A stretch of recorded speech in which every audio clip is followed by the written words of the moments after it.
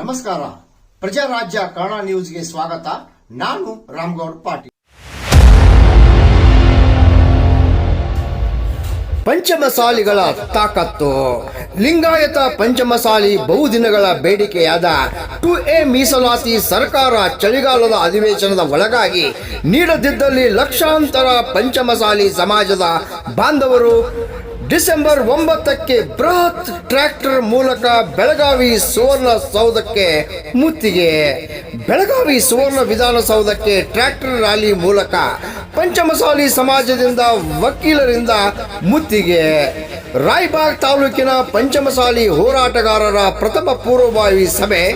ಅಖಿಲ ಭಾರತ ಲಿಂಗಾಯತ ಪಂಚಮಸಾಲಿ ಮೀಸಲಾತಿ ಚಳುವಳಿಗಾರರ ಸ್ವಾಗತ ಸಮಿತಿ ಅಧ್ಯಕ್ಷ ಬಸನಗೌಡ ಪಾಟೀಲ್ ಯತ್ನಾಳ್ ಅವರಿಂದ ಉದ್ಘಾಟನೆ. ಜಯ ಮೃತ್ಯುಂಜಯ ಸ್ವಾಮೀಜಿ ಅವರಿಂದ ಸರ್ಕಾರಕ್ಕೆ ಎಚ್ಚರಿಕೆ. ಸರ್ಕಾರ ಪಂಚಮಸಾಲಿ ಸಮಾಜಕ್ಕೆ ಮೀಸಲಾತಿ ಘೋಷಿಸಲೇಬೇಕು, ಇಲ್ಲದೆ ಹೋದರೆ ಅಧಿವೇಶನ ನಡೆಸದೆ ಮರಳಿ ಹೋಗಬೇಕಾಗುತ್ತದೆ ಎಂದು ಇದೇ ವೇಳೆ ಶ್ರೀಗಳು ಸರ್ಕಾರಕ್ಕೆ ಎಚ್ಚರಿಕೆ ನೀಡಿದರು. ರಾಮಗೌಡ ಪಾಟೀಲ್, ಪ್ರಜಾರಾಜ್ಯ ಕನ್ನಡ ನ್ಯೂಸ್, ರಾಯಬಾಗ್.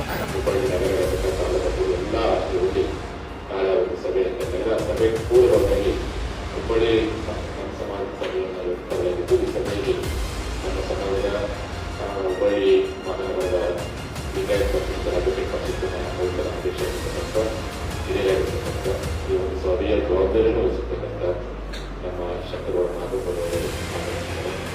ನಮ್ಮ ಸಮಾಜದ ರಾಜಕೀಯ ಹೋರಾಟದ ಅಧ್ಯಕ್ಷರು ಶ್ರೀಯುತ ಪರಮಪುರುಷರಾಗಿರ್ತಕ್ಕಂಥ ನಮ್ಮ ಶಕ್ತಿಯವರ ನಮ್ಮ ಮನಸ್ಸೇನೆ ಉತ್ತರ ಕರ್ನಾಟಕದ ಅಧ್ಯಕ್ಷರಾಗಿರ್ತಕ್ಕಂಥ ನಮ್ಮ ಶೇಖರ ಹುಬ್ಬಳ್ಳಿ ತಾಲೂಕಿನ ಅಧ್ಯಕ್ಷರಾಗಿರ್ತಕ್ಕಂಥ ಹುಬ್ಬಳ್ಳಿ ಶಂಕರ ಸಮಿತಿಯ ಅಧ್ಯಕ್ಷರಾಗಿರ್ತಕ್ಕಂಥ ಈಶ್ವರ್ ಸಿಂಗ್ ಹುಬ್ಬಳ್ಳಿ ಸಿಟಿ